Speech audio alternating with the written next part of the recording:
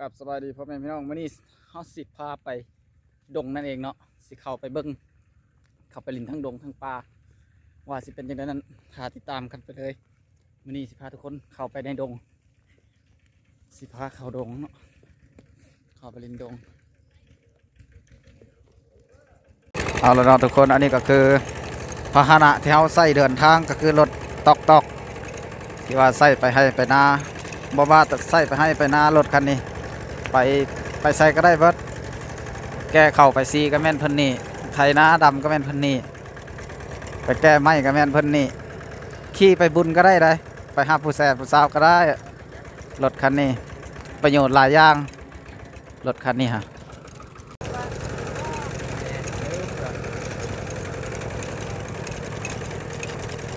โซเฟอร์ก็คือว่าร้อยเลยครับมือเดียวเลยใส่มือเดียวครับเลยนะโซเฟอร์นี่ว่าโซเฟอร์ร้อย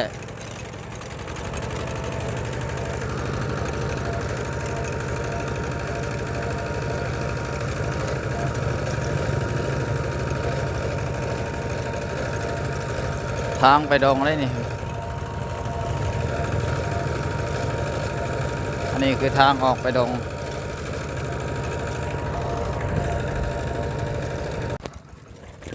อันนี้เป็นทางกำลังสิเลี้ยวออกจากเส้นทางเหล็กซิปเลี้ยวเข้าทางดงเนาะเส้นทางก็สิประมาณนี้แหละโหดเติบอยู่เลยถ้าว่าบ่แซมแล้วอย่ามาขับแถวนี้โซเฟอร์นี่ต้องร้อยจึงมาขับได้เข้าสู่ทางลูกลังแล้วพี่น้องเอ้ยสิกระทางเข้าดงประมาณนี้แหละถ้าไปติดตามตอนฮอดให้ฮอดน้าเลยเนาะพี่น้องเนาะถ้าไปติดตามกันเลย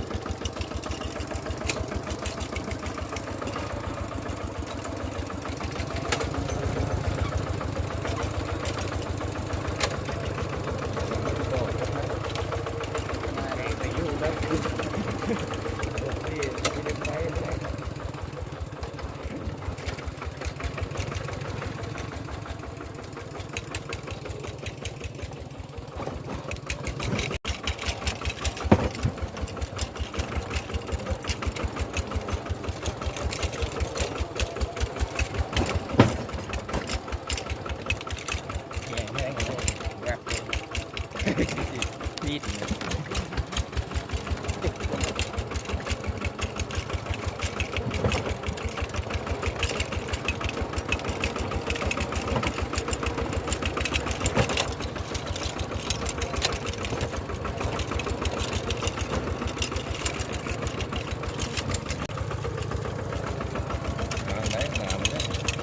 จนหลุยมาแล้วน้ำดูจะดูมาแก่ล้นไปแล้วเรือระดับมันดื้อ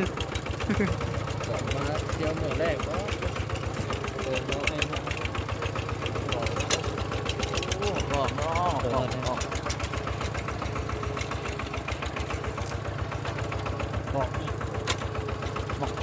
บอกอันนี้นะบอกใส่แก้วมันบอกใส่หัว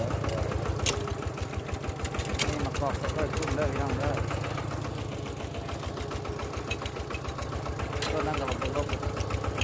ทางนี่ผมว่าโหดสุดยอดเลยทาง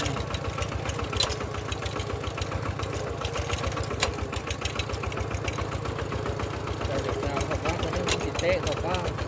เล่นมันกระลุกกระดิกเลยเดี๋ยว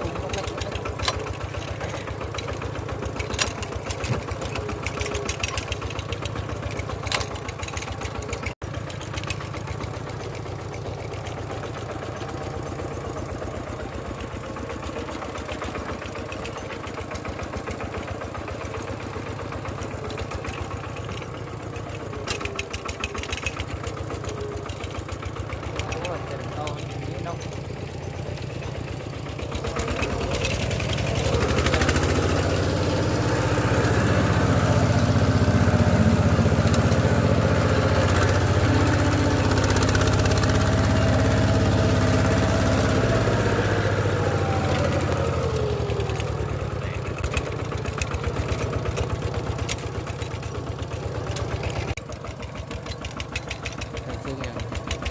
A32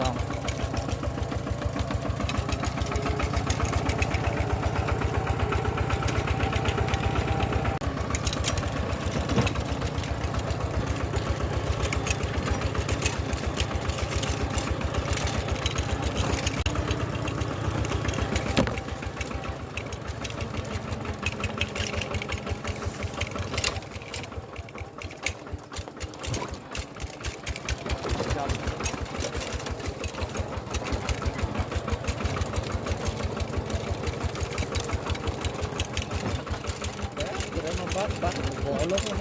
ให้ติ้ว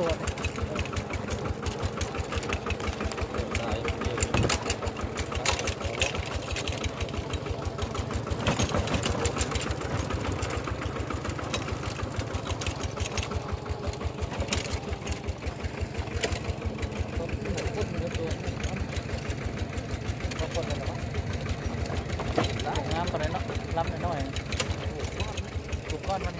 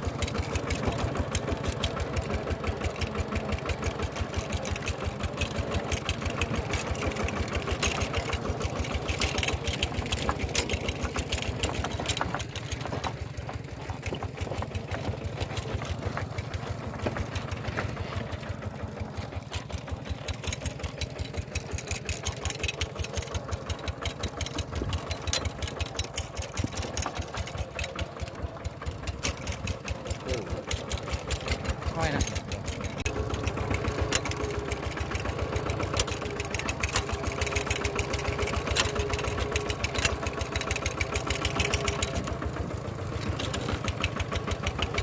ลวดเลยแซ่บเนาะเยี่ยมเอาปากไอ้เตรียมกับข้าวตีให้กับป้าเลยนี่กันแล้วเราครับเลยยุบมาเลย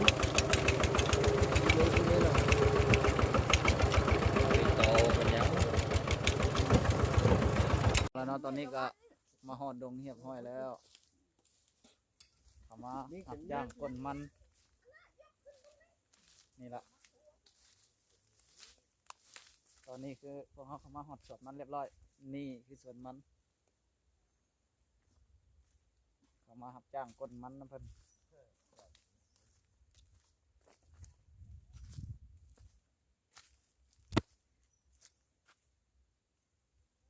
ปลามัน